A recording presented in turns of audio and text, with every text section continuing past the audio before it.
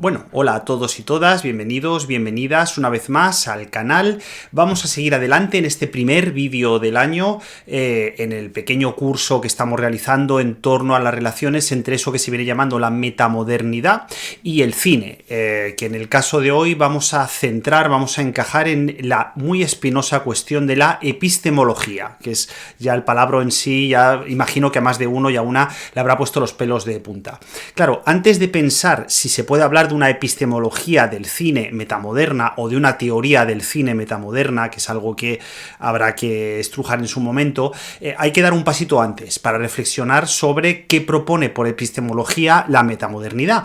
Entonces, ya aviso de entrada que la sesión de hoy va a ser un pelín densa, un pelín espesa, y que aunque yo siempre intento más o menos tener un enfoque algo divulgativo, igual hoy en algún momento voy a complejizar un poco algunos términos, así que por favor, todo lo que no quede claro, lo que requiera de un debate de explicativo o que quieran comentar porque se nos vaya de las manos de la lección de hoy, por favor, a comentarios y yo intentaré dar cumplida respuesta en la próxima lección. En cualquier caso, hoy, Epistemología 1, este es el titular, y vamos a tomar como base dos textos. Uno de ellos es un libro que he estado leyendo estas navidades, que la verdad es que me ha sorprendido mucho, para bien y para mal, explicaré por qué, que es este de aquí, Metamodernism, The Cultural Logic of Cultural Logics, de Graham Dempsey, Brendan Graham, que es uno de los iniciadores hasta cierto punto del pensamiento metamoderno, está un poco en la órbita de Van der Acker y de toda esta gente,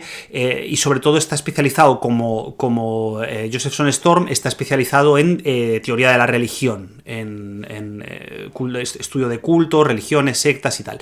Y es interesante porque este libro, si tiene un mérito, tiene muchos, ya lo digo de antemano, pero si tiene un mérito sobre todo es que intenta hacer un encaje, ese es el encaje que estamos intentando hacer todos al final, entre lo que sería la parte estética de la metamodernidad, que es la que más nos interesa a nosotros, obviamente, porque es la que toca el cine, la parte epistemológica, la parte de filosofía teórica pura y dura, la parte de encaje trascendental, podríamos decir, la parte educativa, la parte política. Entonces lo que hace es básicamente desperdigar encima de la mesa todo lo que se ha dicho, no todo, pero mucho de lo que se ha dicho en el terreno metamoderno y ver cómo se pueden encajar las diferentes piezas del puzzle, de tal manera que es un libro que intenta sintetizar, intenta unir, intenta combinar, pese a las muchas veces irresolubles diferencias de los autores y autoras que pululan por este escenario, que vamos a tener que darle la vuelta a varias de las cosas que plantean. Entonces, bien, porque es un libro que cohesiona. ¿Por qué digo que a mí hay cosas que me ponen un poco triste o que creo que no termino de encajar? Porque hay muchas en esa simplificación de las grandes ideas metamodernas, hay muchas cosas que resultan incompatibles, creo, con nuestra visión de la realidad, con nuestro estar en el mundo político, económico, ideológico en 2025 ya prácticamente. Entonces hoy vamos a tener que empezar a hacer una crítica un poco más sistemática a ciertos aspectos de qué significa la metamodernidad y de estos aspectos que ya digo son incompatibles con la realidad, que no son pocos, o incompatibles con la realidad, que es una expresión que utiliza Jesús Maestro que a mí me gusta mucho, pero más que incompatibles, difícilmente conciliables, o que al menos nos llevan a sitios un poco delicados. ¿Cuál es el segundo texto que voy a incorporar para desarrollar todo esto? Bueno, pues un texto muy breve que tengo por aquí seleccionado, de un autor español que a mí me encanta, que es Javier Acevedo, que es uno de los mejores pensadores de la imagen, y que tuvo a bien en una publicación de Navidad en su espacio personal online, en Cripsis, tiene una entrada muy bonita que se llama Cripsis en una Navidad, donde se tomaba la molestia de, además de citar mi trabajo, cosa que agradezco infinitamente, pues hacer una discusión con el término metamodernidad. Y yo creo que da dos claves en las cuales igual mi pensamiento y el de Javier, quizá por ser pensadores latinos con una tradición más vinculada a la Europa católica y no al pensamiento anglosajón, y luego hablaré de esto, quizá por eso estamos un poquito más alineados él y yo en ciertas posiciones con respecto al planteamiento metamoderno. Entonces yo creo que les dejaré aquí en la descripción del vídeo el enlace al texto de Javier, porque es maravilloso y les recomiendo que le sigan tanto en su espacio personal como en redes sociales, porque es un gran pensador de la imagen. Para mí es un referente y él lo sabe. Y bueno, también le utilizaré un poco más tarde para discutir con algunas de las ideas. Entonces, Epistemología. Vamos a entrar un poco, vamos a abrir la puerta. Claro, ¿cuál es la cuestión? ¿Por qué necesitamos una epistemología metamoderna? ¿Y qué entendemos por epistemología? Porque habrá gente que estará mirando el vídeo y dirá, ¿este señor a qué se refiere exactamente cuando en los próximos minutos hablemos de epistemología? Cuando hablamos de epistemología, dicho de manera muy brusca, muy bruta, nos referimos a la capacidad de saber, ¿no? De conocer cosas del mundo, de qué métodos, qué técnicas, qué estrategias de pensamiento, de teoría y de práctica, evidentemente, utilizamos para conocer cosas del mundo. Entonces hay diferentes epistemologías porque hay diferentes estrategias, mecanismos y aproximaciones, algunas de las cuales son más, digamos, deudoras del método natural, del método social, de métodos alternativos y de lo más variopinto. Hay epistemologías propias de cada disciplina, no conoce igual el mundo la física que la música, que, no sé, la filosofía continental, ¿no? Entonces, bien, hay como diferentes cacharrejos teóricos que podemos utilizar para pensar y para gestionar y jerarquizar saberes, ¿no? Y gestionar y jerarquizar técnicas de conocimiento del mundo. Claro, ¿qué pasa? ¿Por qué necesitamos una nueva epistemología? Ya he hablado un poquito de esto en los vídeos anteriores, pero había que abrir el melón, ¿no? Necesitamos una nueva epistemología porque, sobre todo en el campo de las humanidades, y esto es algo que habría que pensar con cierto detenimiento, y yo sigo pensando que la teoría del cine debería formar parte del ámbito de las humanidades, sin demérito, por supuesto, de los diálogos que pueda tener con nuestros compañeros y compañeras de las ciencias sociales. Pero hemos llegado a una vía muerta. Esto es algo que provoca, o sea, que reflexiona Jonathan Storm y creo que es muy valioso.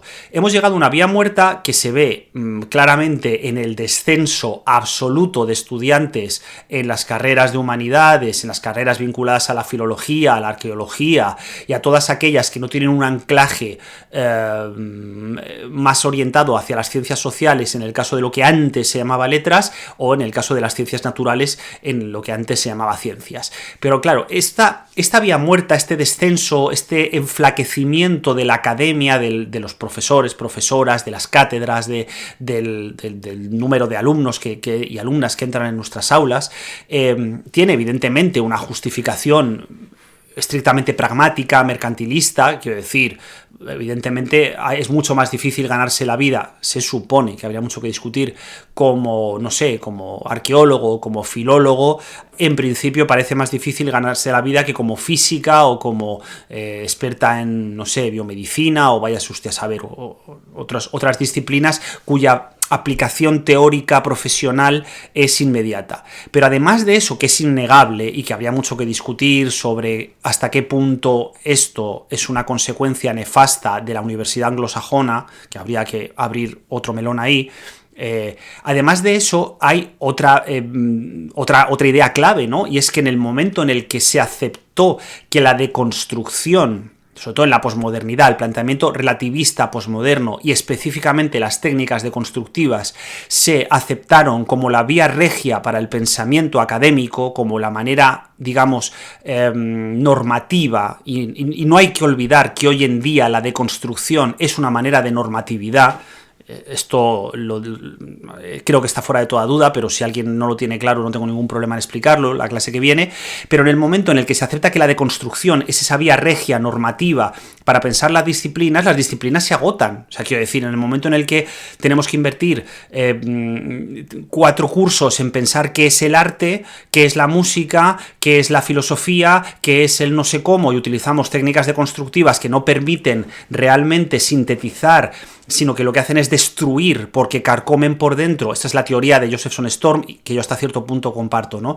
La posibilidad de pensar sobre el objeto, eso deja de tener sentido. Es decir, claro, cuando uno está pensando qué es el arte, se levanta por la mañana, va a clase para discutir si esto es arte o no es arte o lo de más allá, llega a un punto donde el pensamiento se vuelve tan centrado sobre sí mismo que se agota. Es decir, nos miramos tanto el ombligo, nos quedamos tanto con nosotros mismos, simplemente con la definición conceptual de nuestra disciplina, que se agota, que claro, no podemos decir nada interesante sobre el mundo, ni podemos decir nada interesante sobre los objetos que componen nuestra disciplina, porque ya estamos muy problematizados sobre si sabemos qué es el arte, qué es la religión, qué es tal, ¿no? Son conceptos, social kinds, que los llama Josephson Storm. Entonces, claro, esto nos toca de cerca a las humanidades porque se asfixia nuestra capacidad de generar un pensamiento que le interese al vecino de al lado, ya no digamos a alguien que no se haya leído a Derrida o a Judith Butler, ya no digamos a alguien que esté más allá de las fronteras del mundo académico, que esto es algo de lo que hoy voy a hablar mucho, porque esto es un problema muy gordo, ¿no? Entonces, esta nueva epistemología tendría que surgir como una respuesta a los abusos de la deconstrucción con respecto a sus propios objetos. Es obvio que nadie... creo, esto habría que discutirlo, ¿no? Pero corríjanme si me equivoco, intuyo que en las facultades de física o de ingeniería de caminos o de biomedicina no invierten demasiado tiempo en hacer estos juegos de salón deconstructivos sobre sus propias maneras de pensar el mundo, ¿no? Mientras que nosotros, por ejemplo, en el caso de comunicación audiovisual, es lamentable que todavía estemos ahí discutiendo sobre lo que es cine, no es cine, esto es serie, esto es audiovisual, ahora lo llamamos no sé cómo. Entonces vamos a decir que hay un esencialismo cinematográfico, una parte de volver al cine del libro, del último libro que he publicado y del que pues estoy razonablemente contento, estoy muy contento, la verdad, va de esto, ¿no? De si se puede o no se puede hoy en día tomar un planteamiento esencialista y cuáles son los pros y los contras de ese planteamiento, porque desde luego hay que saber lo que es el cine, porque necesitamos técnicas epistemológicas concretas para pensar el cine frente a las series, frente a los videojuegos, o con las series, o con los videojuegos, o con lo que sea, pero necesitamos un concepto, pero no podemos invertir toda nuestra carrera en pensar qué es ese concepto y darle vueltas al chocolate, porque mientras estamos muy ocupados pensando exactamente qué define si una serie o una película son mejores, peores, tal, y haciendo una gradación inútil que no vale absolutamente para nada, se han estrenado 27 películas que requieren nuestra atención, que no estamos pensando, se ha estrenado 40 temporadas, alguna de las cuales realmente está haciendo que avance el lenguaje audiovisual, pero como estamos tan metidos en nuestro caparazón, la liamos. Entonces, esto no puede ser. Y por eso de ahí necesitamos una nueva epistemología, o por lo menos, mejor dicho, una ampliación de la epistemología. Claro, ¿cómo funciona? Y aquí ya entramos un poco con el libro de Graham Dempsey, ¿no? Porque este es el problema, está claro. Lo complicado, como siempre, es la solución. Es decir, ¿qué hacemos con esto? Entonces, ahí empieza el suelo a resbalar bajo nuestros pies, porque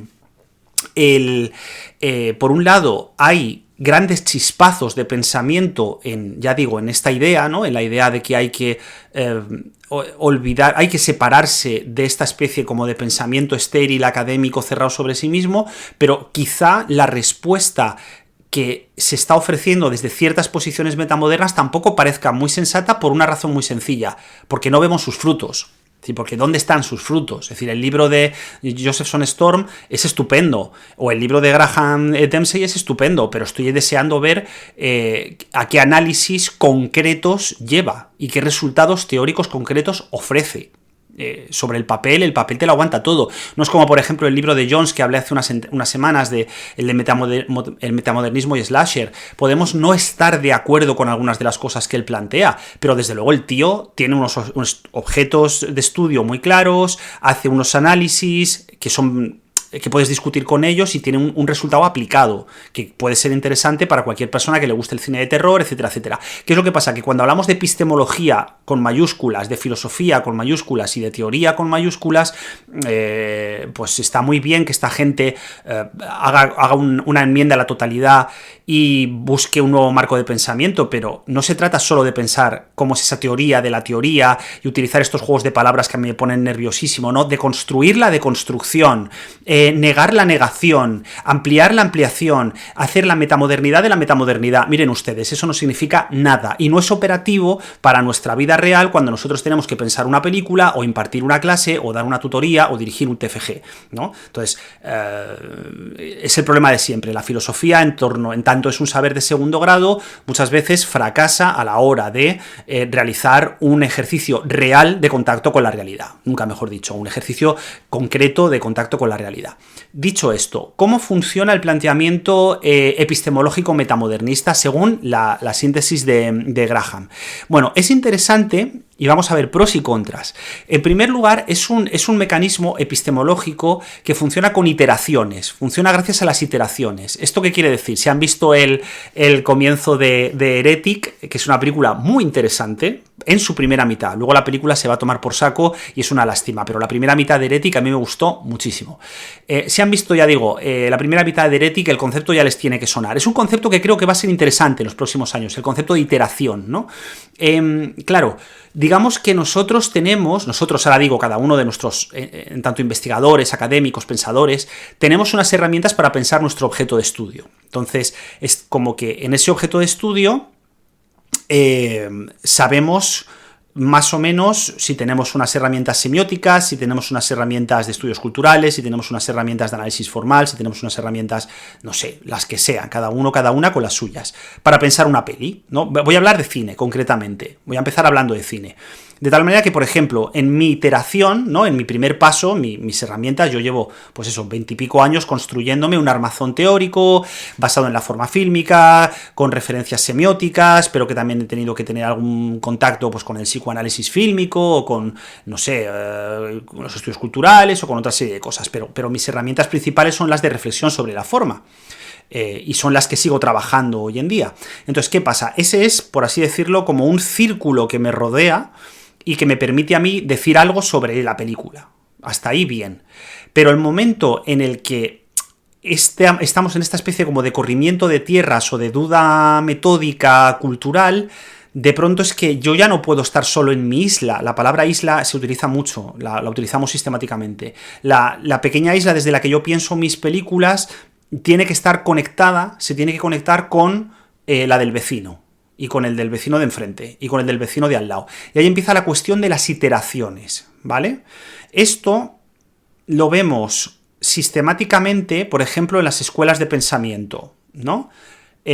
Asociación Pitikli, montada por el catedrático Pitikli, donde todos los discípulos repiten sistemáticamente el pensamiento del catedrático Pitikli, de tal manera que generan un marco cerrado de pensamiento donde es imposible decir nada de una película que no responda a lo que decía o dice el catedrático Pitikli con sus herramientas y con sus mismas palabras, porque escuchas a los discípulos de hablar y es que son como loros de repetición, ¿no? Entonces, claro, ¿qué pasa? Que se supone que deberíamos ser capaces de entender que vamos poquito a poco abriendo ese marco conceptual y que sería muy interesante que entendamos que nuestra habitación teórica se conecta con otras, se abre a partir de un movimiento muy complejo hacia otras, donde nosotros como analistas debemos seguir en ese centro, debemos seguir ocupando el lugar privilegiado para pensar el cine, pero si hablamos con el de al lado, probablemente empiecen a pasar cosas muy interesantes. Esto es un planteamiento, ya digo, inicial y que tiene muchos problemas, pero voy a poner un ejemplo claro para que se entienda esto, y de actualidad, de rabiosa actualidad. Emilia Pérez. Yo ando absolutamente fascinado, no tanto con la película, con la que tengo algunos problemas, bastantes problemas de hecho, sino con el fenómeno Emilia Pérez, con la manera en la cual, desde que se ha estrenado la película, pues resulta que tenemos posiciones a favor dentro del mundo del pensamiento queer, pues posiciones en contra.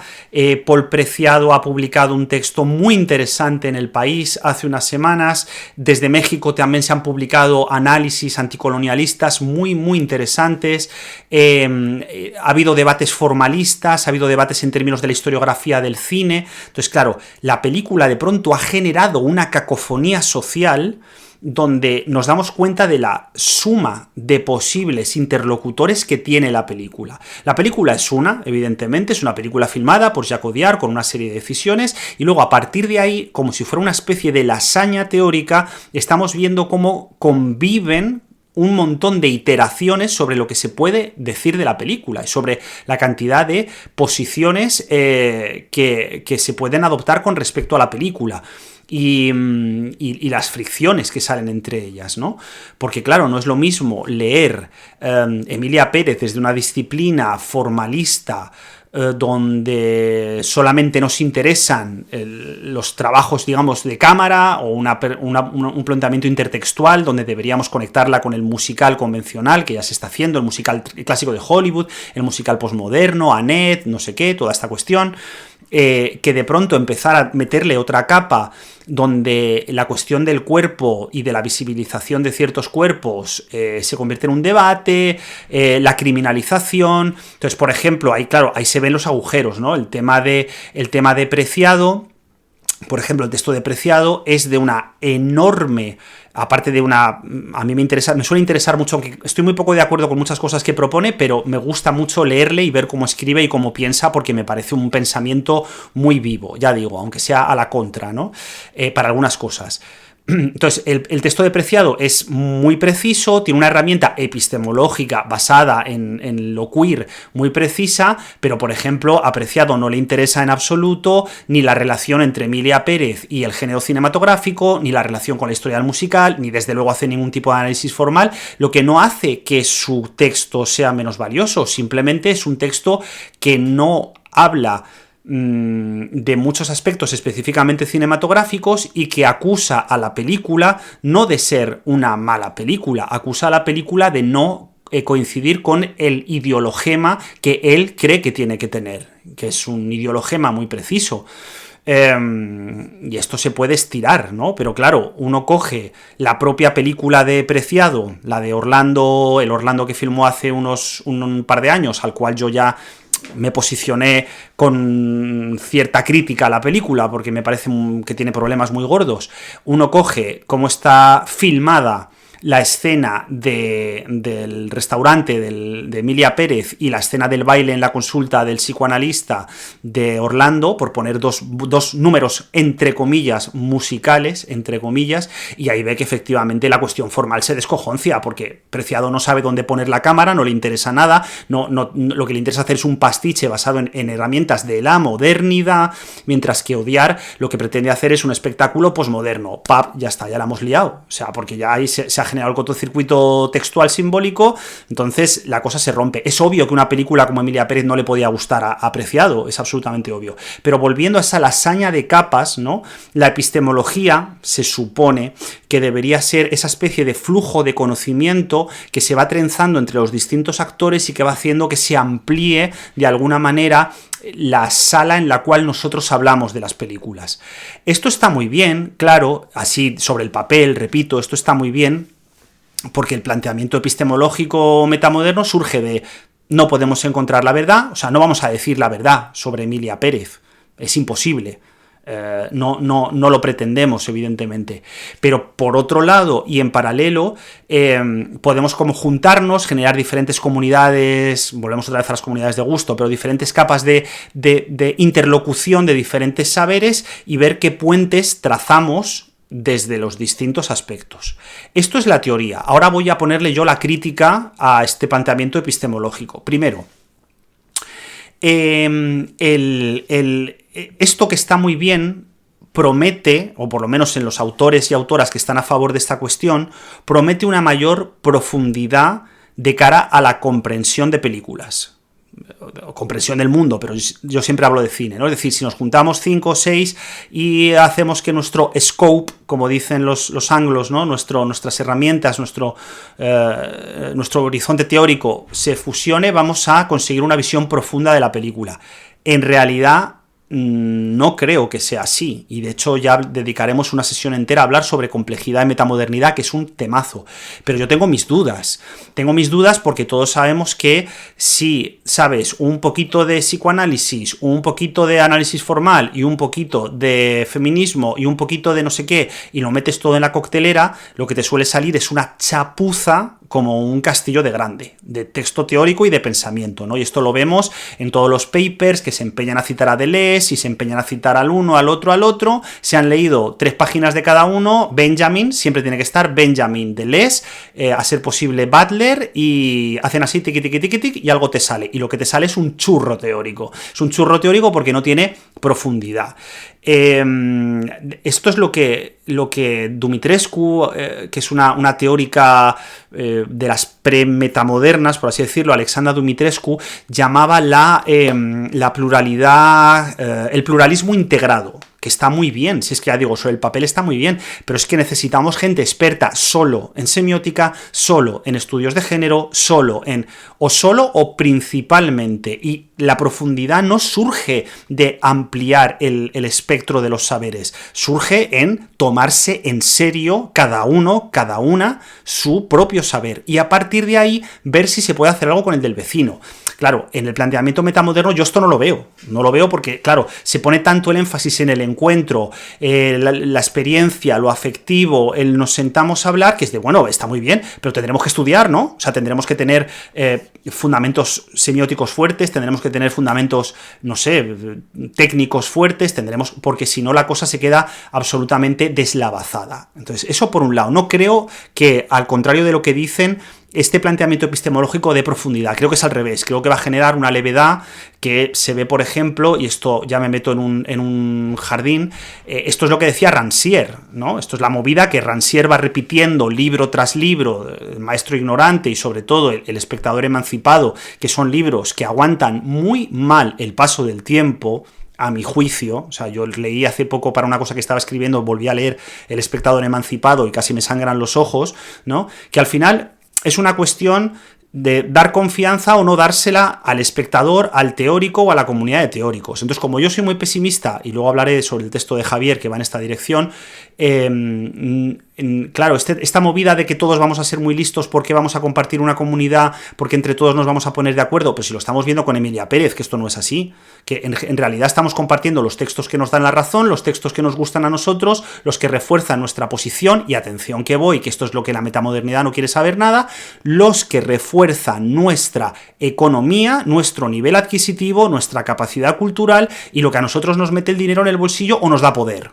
Una de dos. Es decir, me parece absurdo, pero esta gente lo hace, que en 2025 planteemos una epistemología sin tener en cuenta el poder y el dinero. O sea, sin tener en cuenta que el saber se transforma o en poder o en dinero. Académico o bancario o en capital, si les gusta Bourdieu, a mí me gusta mucho Bourdieu, cualquiera de los tres niveles de Bourdieu, ¿no? El capital cultural, capital económico, tal, efectivamente. Aquí la movida es que si alguien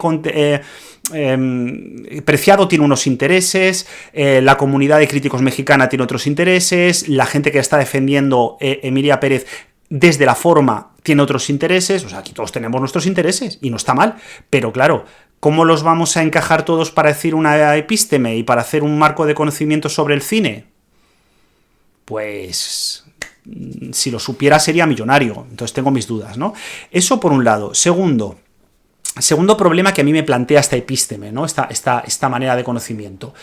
Creo que, y esto me pasa mucho con la academia anglosajona en general y con estos libros, creo que no saben en qué momento histórico se plantea esta cuestión. Es decir, estos autores están hablando de ser amable, ser tierno, be kind, ¿no? Es la expresión que utilizan sistemáticamente, kindness, ¿no? La cercanía, el cuidado, toda esta movida.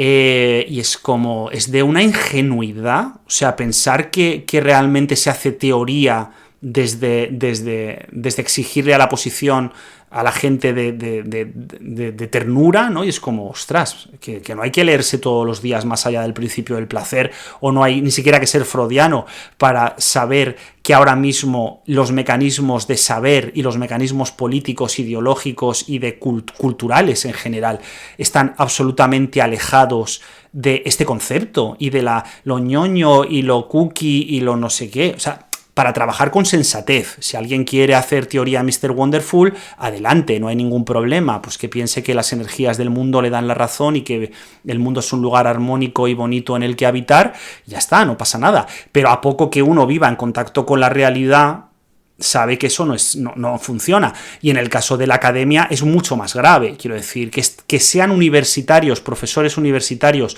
los que defienden este tipo de aproximaciones epistemológicas basadas en el bien, la bondad, el cariño y el no sé cómo, solamente demuestra una vez más la absoluta desconexión de la academia anglosajona y de una gran parte de la academia española con la realidad, con la gente que vive en sus países, con lo que se está hablando en el metro, en la cafetería, en el gimnasio, en la pescadería. O sea, todo este rollo epistemológico de trabajar desde el bien y la bondad y porque vamos a ser súper amigos y vamos a abrir, todos los colectivos van a tener voz, todas las hombres y mujeres y gente no binaria va a tener voz y todo, porque sí, y va a descender del cielo en ese movimiento hacia la verdad metamoderna. Eso no tiene ningún puñetero sentido, no tiene ningún puñetero sentido. Si lo medimos desde la realidad y si salimos de la academia, y como digo siempre, nos tomamos la molestia de salir del despacho y saber que mucha gente que hay fuera está muy enfadada, está muy crispada, está con ganas de quemar contenedores tanto en una dirección ideológica como en otra, y que no es un concepto operativo para generar probablemente marcos de conocimiento ni para generar ningún tipo de reflexión. Es decir, porque aquí hay que tener en cuenta, y esto sí me gusta mucho, una idea, una vuelta a la tortilla que da tanto Graham como Josephson Storm, y dice, claro, ya no podemos pensar que la teoría refleja la realidad, es decir, ya no podemos pensar que estamos midiendo la realidad, sino que tenemos que hacer una teoría que construya la realidad, es decir, que impacte sobre la realidad. Entonces entiendo que en su carta a los Reyes Magos, esa teoría que construye la realidad se tenga que hacer desde el encuentro, la bondad y el entendimiento y tal. Pero mi sentido común, como ciudadano español de 2025, lo que me demuestra es lo contrario. Es decir, que ahora mismo la realidad está muy puteada, la gente tiene los dientes muy afilados y teorías basadas en marcos ingenuos tienen, creo, más bien poco recorrido.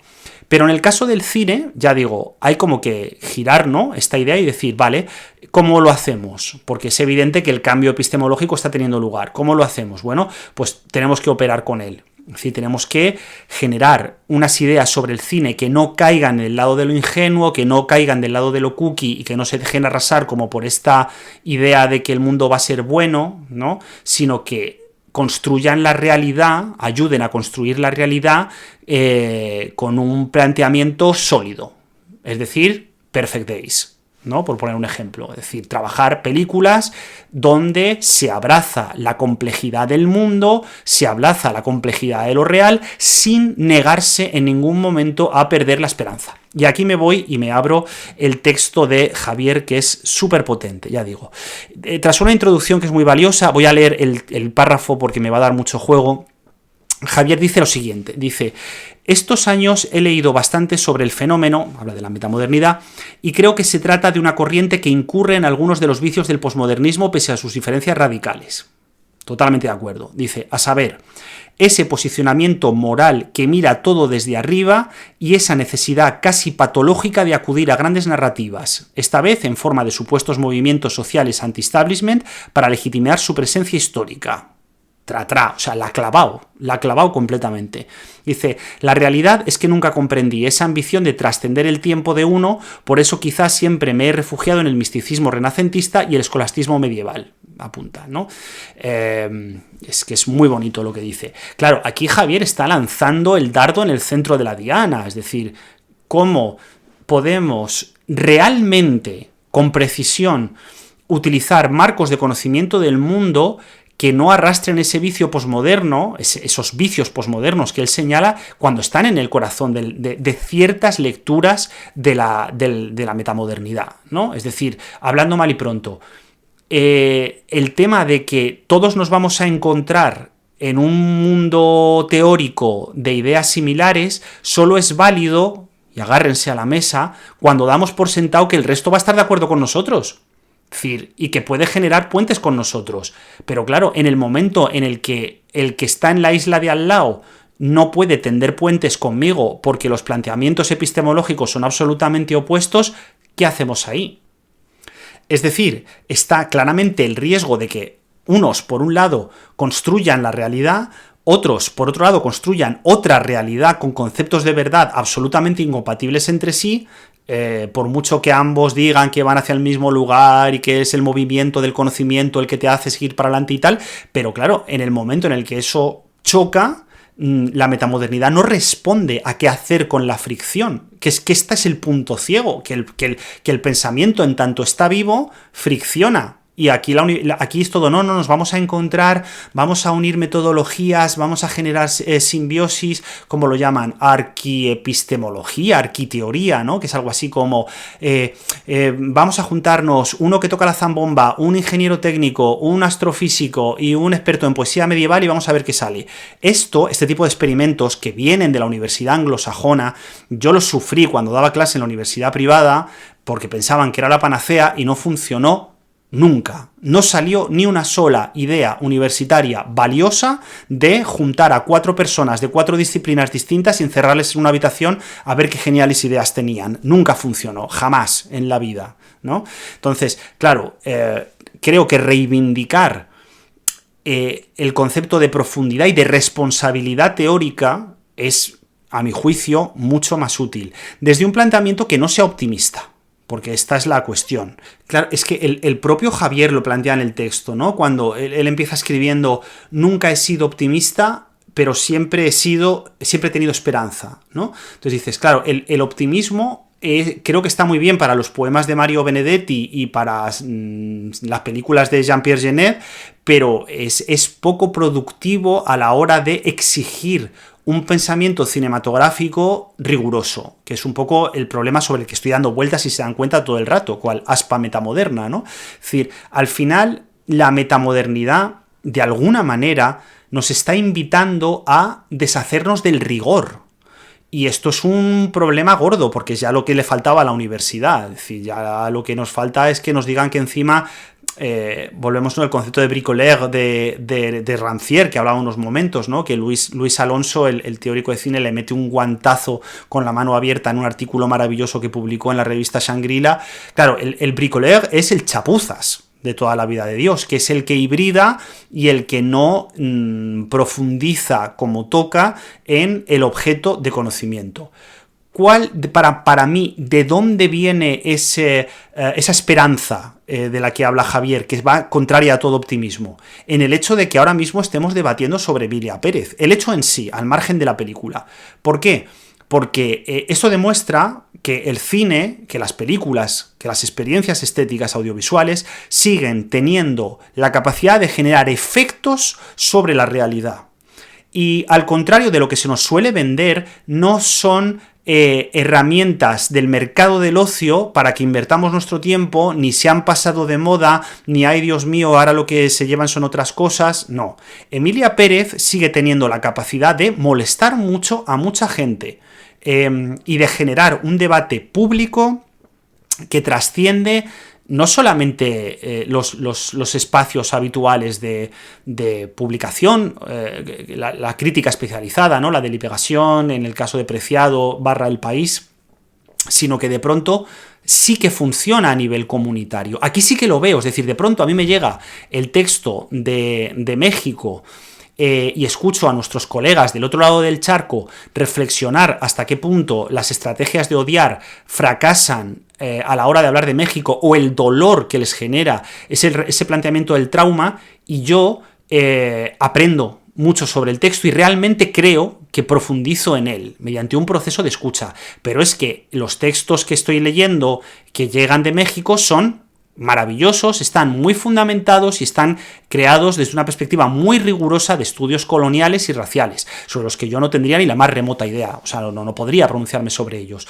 Yo sé que como espectador europeo me sentí profundamente molesto, por ejemplo, con el número musical de Los Desaparecidos. Me pareció de un kitsch y de una ingenuidad y de una falta de respeto, sin tener yo las cartas ni la experiencia para hablar de eso, pero desde mi percepción de lo humano, vuelvo otra vez a lo que hablo siempre, desde mi creencia en la humanidad, que no es incompatible con, y de hecho todo lo contrario, que exige la escucha, la alteridad. Cuando yo vi esas imágenes dije, ostras, Pedrín, aquí tenemos un problema muy gordo, enunciativo, porque esas miradas a cámara, esa seriedad impostada, me resultaba incompatible, profundamente incompatible, con lo que se supone que estaba buscando, que era hacer un ejercicio de memoria y con el código del musical. Es decir, yo ahí vi que claramente había algo que chirriaba.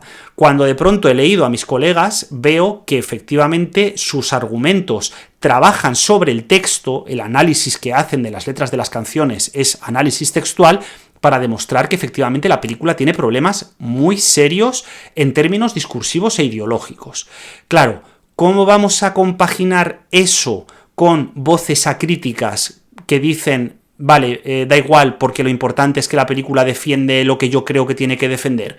Pues ahí es donde vemos cómo el suelo de la metamodernidad desaparece bajo nuestros pies. De tal manera que creo, y ya con esto termino, que el vídeo de hoy ha sido un poco chapas, creo que la mejor manera de generar una epistemología seria, incluso en relación con la metamoderna, que veremos en otros vídeos que hay cosas muy chulas que se pueden sacar de ahí, solamente puede partir del rigor, pero del rigor de verdad, del rigor conceptual de las propias herramientas analíticas que uno utiliza para pensar las películas y del debate con la superficie del texto. Superficie y contenido, ¿no? Forma y contenido. Y aquí le damos otro bofetón a Jameson. Se acabó la movida de trabajar con la superficie, esto sí que lo dice Graham y lo dice muy bien en el libro, se acabó la movida de que la verdad del texto está en la superficie. Vamos hacia abajo a trabajar en capas de profundidad y a partir de ahí vemos lo que podemos decir de una película. Bueno, no le robo más tiempo, creo que para hoy ya está más que bien. Como imagino que habrá todo tipo de dudas, preguntas o comentarios, nos vamos a comentarios, a la sección, e intentaré para el próximo vídeo, ya digo, hacer una recapitulación y responder a todo aquello que vaya surgiendo. Muchas gracias.